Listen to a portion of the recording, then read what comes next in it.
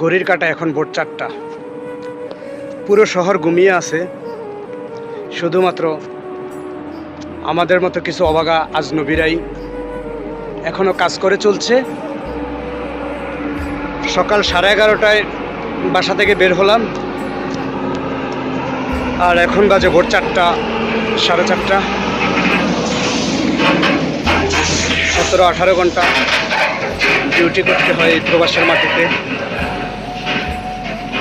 আজকে আমার একটা কথা খুব মনে পড়লো। যখন দেশে ছিলাম, আমাদের বাড়ির পাশে আমাদের ছোট্ট একটা শস্য ক্ষেত ছিল, যেখানে শাকসবজির চাষ করা হতো। মাঝে মাঝে আমি ওই জায়গাটায় কাজ করতাম, একটু পরিষ্কার করে দিতাম, মাটি সরিয়ে সবজি চাষের জন্য প্রস্তুত করতাম। তখন আমার আম্মা আমার জন্য জগে করে পানি নিয়ে এসে দাঁড়ায় থাকতো। 1 থেকে 2 ঘন্টার কাজ। আম্মা পানি নিয়ে এসে দাঁড়ায় বলতো, পানি খেয়ে নে, জিরে এনে। 1 ঘন্টার কাজে 2 ঘন্টা জিরাইতাম। তারপর পিঠা বানাইতো, ভালো ভালো খাওয়াইতো। বাপজান আজকে আমার অনেক কাজ করছে, অনেক খুশি আম্মা।